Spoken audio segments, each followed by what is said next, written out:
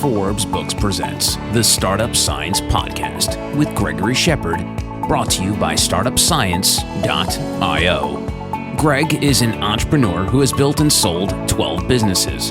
He's a recipient of 4 private equity awards and is a featured 10X speaker and Forbes author. Here's Gregory Shepard. My guest this week is Alice Bentinck. Alice is the co-founder and general partner at Entrepreneur First. She's also the founder of Code First Girls, a nonprofit organization that has taught 30,000 women to code for free while they're at the university, making a significant impact on increasing diversity in the field of technology. She's also the co-author of a new book, How to Be a Founder. Alice, welcome to the podcast. Thank you so much for having me. I'm delighted to be here. You're welcome. I'm actually really excited because I spent a little time on your website and I was looking at all of the cool stuff that you guys are doing and your background, and I was very, very inspired by what's going on.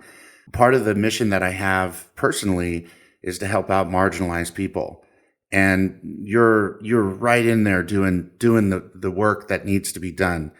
I have a question to start out with. What inspired you to co-found Entrepreneur First and help these aspiring founders build up startups from scratch? From my understanding is it starts from vision, right? I have an idea of the people that you work with. One of the unusual things about EF is that you don't even need an idea to apply or to join the program. All we're interested in is an individual's raw talent. And I suppose there's a couple of reasons why we started EF. And the underlying belief was that the world is missing out on some of its best potential founders. And largely it's because of the ecosystems they're in and the people they're surrounded by. I think if you look at careers advice hasn't really changed for the last 10, 20, 30 years. And the people who are giving careers advice are often pretty outdated if you think how fast the world of jobs and careers has changed, particularly in the last decade or so. And I suppose one of the big changes in terms of how individuals can spend and use their careers and think about having impact with their careers is that now founding a startup pretty early on in your career is not just a viable path, it is and should be one of the most aspirational and attractive paths for the very best individuals. And so Entrepreneur First was founded on the idea that we should be stopping our best and brightest from going down these very traditional, quite corporate career paths and making sure they not only have the knowledge that founding is possible, but also access to the resources, the co-founders, the finance, and the structure to turn it into a reality. You are speaking my language, sister. Like this is exactly what I tell people. I mean, I barely graduated from high school, So for me, college was out of the question because I have autism and dyslexia, and I've started and sold 12 startups, sold 2 to eBay. And I took this path that you're talking about because I felt like I had no other option. And I think that this is an incredible, I mean, I can't even tell you how excited I am to hear that you're helping out these people that have the inspiration or the drive, I call it a handful of focus, drive, enthusiasm, discipline, and optimism to start a business. I mean, I think it's incredible. What inspired you to do this? Like, what was behind it? When you started this, did something come up inside you and say, oh, I absolutely have to do this? Did you meet somebody? What was the catalyst? So I met my co-founder at McKinsey, where we'd both started our graduate jobs, and both of us had done startup stuff while at university. But I think as many individuals find when they're graduating, it's sort of, you do startup stuff while you're at university, and then you need to go and get a proper job, go into a proper career. And we both became consultants because it felt like a way to get exposure to business and as a way to become more clued up so that maybe one day we could become a founder. And I think consulting is an amazing career path for lots of different people, but it doesn't necessarily teach you how to be an amazing founder. And I suppose part of building Entrepreneur First was thinking about how do we create a career path that is optimized for individuals to become founders very early on in their lives. And I suppose, why do we think that's important? Why do we think that's important? So first of all, interestingly, if you look at our data now that we've been running for about 10 years, individuals with less than 2 years work experience seem to have the outlier outcomes within our portfolio. We've got more than 500 companies in our portfolio, collective valuation is over 10 billion. And if you look at the outlier companies that are driving a lot of that portfolio value, the founders, between the two founders, typically have less than 18 months work experience. So there's something here about the amazing naive optimism that you have at the beginning of your career. And at EF, we really want to tap into that at that very early stage, partly because what we have seen is that as you go through your career, as you become more upskilled, more knowledgeable, have a greater network, in many ways, those things remove the naive optimism that enables you to go into an industry and fundamentally disrupt it. You need to have that naivety and you need to have that optimism because if you knew how hard it was, you wouldn't necessarily do it. And so I suppose it comes from Matt and I starting out our careers, knowing that one day we wanted to be founders, but I suppose believing we had to take this kind of circuitous path rather than going straight into founding. And part of our founding belief at EF is supporting people at the beginning of their careers, because it is a founding career. As you say, Greg, you've started 12 businesses. It's a founding career. It's not that you start once, it doesn't work out and you never try again. It's not that you start out, it succeeds and you never try again. It's about building up a collective body of knowledge, experience, and intuition specifically about founding companies that will enable you to be a globally important, successful founder. That is so true. I mean, I always tell people, they go, well, I feel like I'm failing. And I'm like, that is progress. You think it's failing, but it's actually progress. And everybody has stumbles along their way as they build a business. But the fact that you're going after people that choose this as a career path is so amazing. And your point about most of the people not actually understanding how to help them, I went to a conference, and it was all universities in the conference, 578 universities. And there was a keynote speaker. And at the time, the keynote speaker raised his hand, said, listen, if you have done a startup, please raise your hand. And nobody raised their hand. Nobody. And so afterwards, I was like, well, maybe they're just a little shy. So then I walked around the room and I started asking people if they had started a company, and I went into their LinkedIn profiles. I didn't find a single one that had actually started a company. So then I went into the accelerators and I started interviewing accelerators. And this research, I started in 2016 on why, when, and how founders fail. And the big thing was bad decisions, which underpinned bad advice. And I was trying to figure out where that was coming from, but you nailed it right on the head. And in addition to that, the concept of founders choosing this as a career is just absolutely amazing. And I'm just so happy to have you on this podcast for all these founders to listen to, because you're right. What it sounds like you guys are doing is you're grooming people to take on the career of starting a business, just like people go to school to be an attorney or go to school to be an accountant or what have you. So when you're doing that, what are the key mindsets and tools that founders need to succeed that you find? And I'm assuming a lot of these things are soft skills. Yeah, I mean, there are some useful hard skills. So we mainly work with technologists. The majority of our portfolio over the last decade or so has largely been investing in founders who have some sort of computer science, particularly AI backgrounds. And if you look at the majority of the companies that have been created through this process, about 70% of our companies have some form of either unique and novel artificial intelligence that they use, or they leverage existing AI tools to solve a particular problem. So we like founders who have technical skills. So there is a hard component, but there are many computer scientists out there, and there are many physicists and maths grads and all the rest of it. Not all of them will be great founders. So you're right, it is the soft skills that we particularly look for. There's a couple of things that I think are teachable, and then there are a couple of things that I think are more innate. On the teachable side, we look for founders who have, or look, they're pre-founders by the time that we're talking to them, who have an incredible drive to achieve. So these are individuals who have a very strong bias to action. They just get stuff done. And sometimes they can't even articulate why they have such a strong drive to achieve. It's not clear what they're trying to achieve. They just want to be the best at everything they do.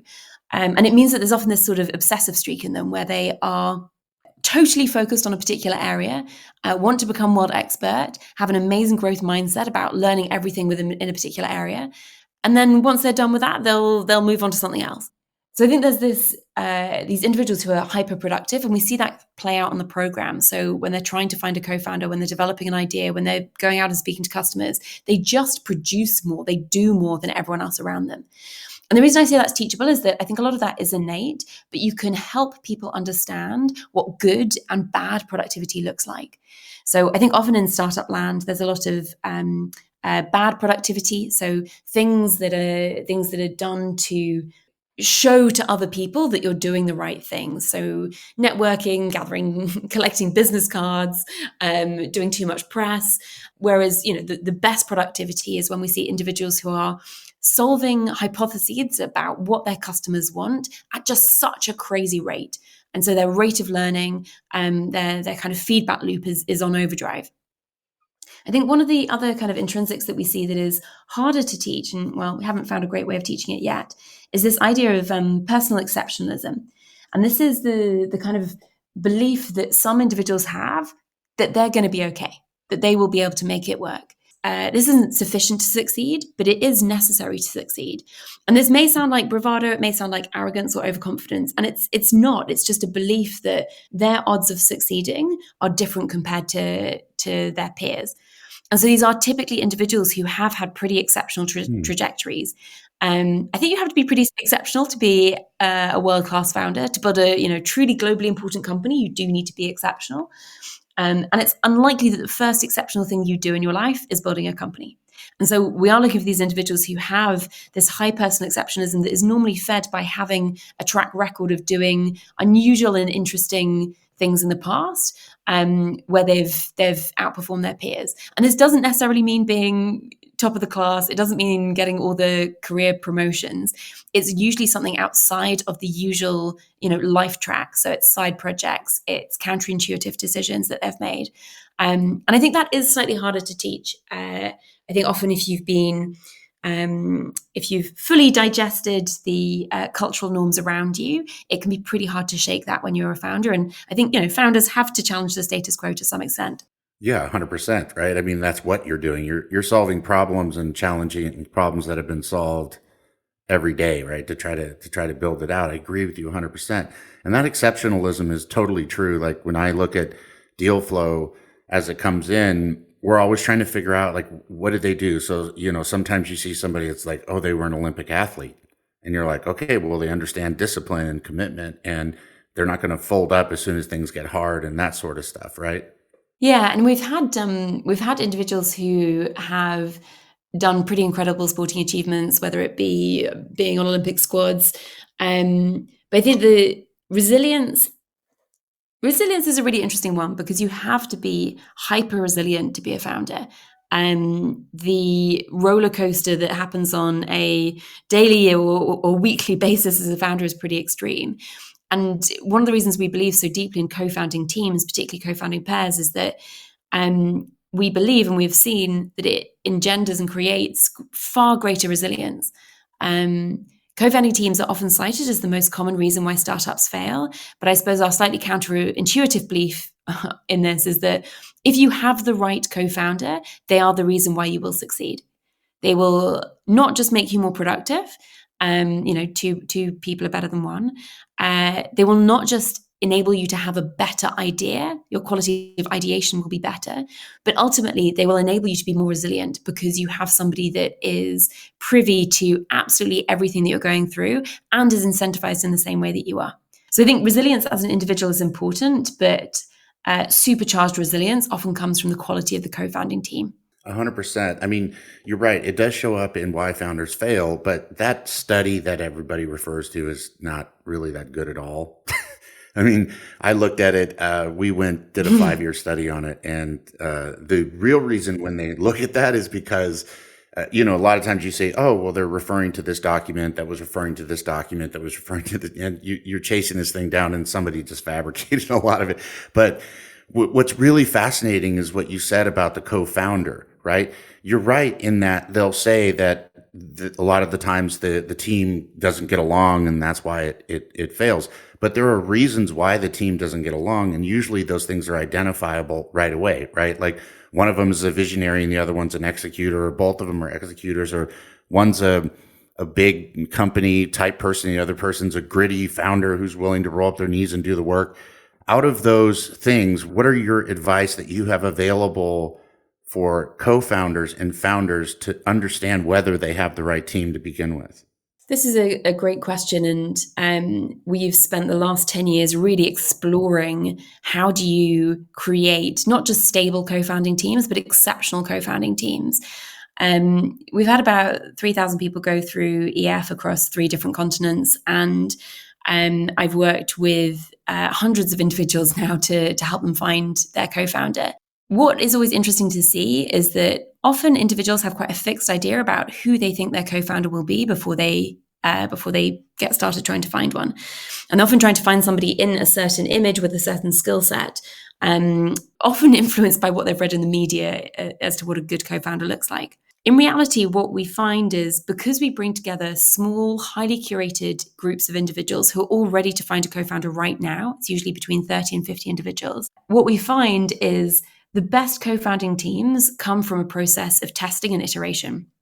So you join us, you join this group of other very carefully selected individuals, and you spend 8 weeks testing out different co-founder relationships.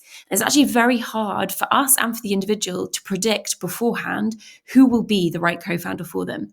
The best and pretty much the only way to know is to start working alongside them, for the co-founders to work alongside each other on something they really care about. And this can be in very short sprints, almost like hackathon style sprints, but where there's a clean break point. So after 24, 48 hours of working together, they sit down and have the conversation of, do we feel that we make each other more productive? Do we share the same beliefs about what we want to create? Do we feel that our working styles intersect well together? The reason we push so hard on this testing idea is that all of those things, you can have very, great detailed conversations about it. But until you're actually working alongside each other, as if this is the startup that is going to turn you into globally important founders, everyone is compromising. And one of our big beliefs is that a lot of co-founding relationships out in the world, outside of Entrepreneur First, fail because they are a co-founder of convenience. They were the only co-founder that was available. So ultimately, people kind of have to make it work, and they make a huge amount of compromises. The thing that we are so passionate about at Entrepreneur First is it's not about finding the convenient co-founder, it's about finding the right co-founder for you, the one that will turbocharge your productivity, your ideation process. And really that is just through a process of testing, iteration, and experimentation. That is so true. When I looked at the data, this massive research project, I had 5 people working on this thing, and it started in 2016, it's still going today. You're totally right about the convenient co-founder. I love the language there. It occurs almost every time there is a situation where the founder and the co-founder split up, and they call it's under bad team, I believe. That there is a situation between the conflict that they're both the same types of personality. So instead of, fitting together like a puzzle, they just run into each other constantly. So I'm wondering, you've looked at and helped over 2,000 individuals, right, become successful founders. What are some of the key lessons that you've learned that you can pass to the founders that are listening about what is the components of a successful relationship that they should be looking for based on their own personality type? Like if you're this type of a personality, you're going to want to look for somebody like this, that sort of stuff. Can you provide some advice for the founders listening? I think you're exactly right here. Often the push is to find somebody who is your total opposite. What we encourage founders to think about is there needs to be a sufficient overlap between the two of you so that you can effectively work together. One of the reasons why we take so many technologists onto the Entrepreneur First program is that if you have a technical background, if you've been taught to think in a scientific way, it's actually much easier for you to work with other people who have been taught to think and who naturally think in a very similar way to you. I suppose the adage that is often pushed of, you need the business person and you need the tech person, this doesn't work because they're coming at the problem, they're coming at the way of problem solving, the way of working from such different angles. One of the almost hilarious common challenges we've found where you have a very technical co-founder and a non-technical co-founder is their preferences around working hours can often cause a lot of conflict. Often the technical co-founder, and maybe this is a bit of a stereotype, but often they will prefer to be working later in the evening. Often the non-technical co-founder, again, it's a stereotype, often has a preference to be working more typical business hours. And it's amazing how something like that may seem inconsequential, but can actually cause a huge amount of friction. So every team to be successful needs somebody who can act in the CEO role and needs somebody who can act in the CTO role. And we have a very strong belief around pairs and having the individuals take one of those two roles. Our push for the CEO, though, is that you don't have an MBA business type. Instead, what you have is somebody who has at least a lightly technical background, but who is interested in and has some of the intrinsics to be able to be in the what is for a venture-backed company, typically a fundraising heavy role. The CEO of a venture-backed company often surprises people, will spend 60, 70% of their time fundraising. So raising the next round, closing the round, and preparing for the next fundraise. And so ultimately, if you have two deeply, deeply technical individuals and neither one of them wants to play that role, again, we've seen that team formation doesn't work. So you're not looking for somebody who is identical to you, but you're looking for somebody where there's sufficient overlap that both of the roles are covered, both the CEO role and the CTO role, and both of you can both thrive in those roles and have enough context to be able to support the other individual on their role. Yeah, that's exactly what I was talking about. And you're right about the stereotyping, but it is true. I mean, I used to be a coder, so when you sit down and you want to code, you're usually doing that at night with your headphones on when everybody else is asleep. But when you're doing business development and those other more social activities, you're doing those during the day. And you're right about the balance. A lot of the stuff that we saw in our study also was that you see these disagreements and then you go and interview. We would go and interview the two people. And we would say, can you explain what the disagreement was? And one person would be like, well, they just weren't pulling their weight. And the other person would say, well, I was working at night. They couldn't tell that I was pulling my weight, and a lot of those sort of disagreements. So it fits right in. I mean, you clearly know exactly what you're doing. I'm really, really impressed. And we have much more to get to, but we have to stop right there. Coming up in the second part of my talk with Alice Bentinck, the co-founder of Entrepreneur First, Alice shares the simple fact every founder needs to understand. You don't need to be an expert to start a startup. You need to be an expert in your particular idea. And your particular idea hopefully is unusual enough and new enough that you can be the world expert in what you're doing and the particular problem you're solving. The Startup Science Podcast with Gregory Shepard is brought to you by startupscience.io. Founders can log on to startupscience.io and use code FORBES to get free access. To connect and find out more about Greg, go to gregoryshepard.com. The Startup Science Podcast is a production of Forbes Books.